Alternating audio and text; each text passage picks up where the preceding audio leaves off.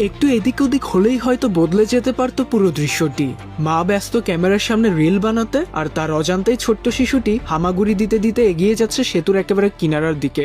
সামাজিক যোগাযোগ মাধ্যমে ছড়িয়ে পড়ে এমন একটি ভিডিও ঘিরে তীব্র ক্ষোভ তৈরি হয়েছে নেটিজেনদের মাঝে। ভিডিওতে দেখা যায় এক নারী সেতুর উপর দাঁড়িয়ে ক্যামেরার দিকে তাকিয়ে রিল বানাতে ব্যস্ত, আর তার সন্তানটি ধীরে ধীরে হামাগুড়ি দিয়ে চলে যাচ্ছে বিপজ্জনক প্রান্তের দিকে। সবচেয়ে আতঙ্কের বিষয়, শিশুটি যে এতটা কাছে চলে গেছে সেদিকে ওই নারীর যেন কোনো খেয়ালই নেই। ক্যামেরার সামনে নিজের ভিডিও তৈরিতেই ব্যস্ত তিনি। এমন সময় সেখানে থাকা এক ব্যক্তি বিষয়টি দেখতে পান। মুহূর্তের মধ্যেই শিশুটির কাছে ছুটে গিয়ে তাকে কোলে তুলে নেন এবং নিরাপদ জায়গায় সরিয়ে নেন। কয়েক সেকেন্ডের সেই দৃশ্যই এখন প্রশ্ন তুলেছে, একটি রিলের জন্য কি এতটা অসতর্ক হওয়া যায়?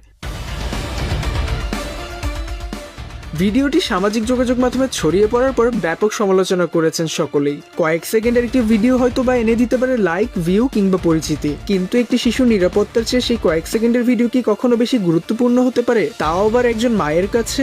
একটি রিল হয়তো আবার বানানো যাবে, কিন্তু একটি দুর্ঘটনা ঘটলে সেই ভুল শোধরানোর সুযোগ আর নাও থাকতে পারে।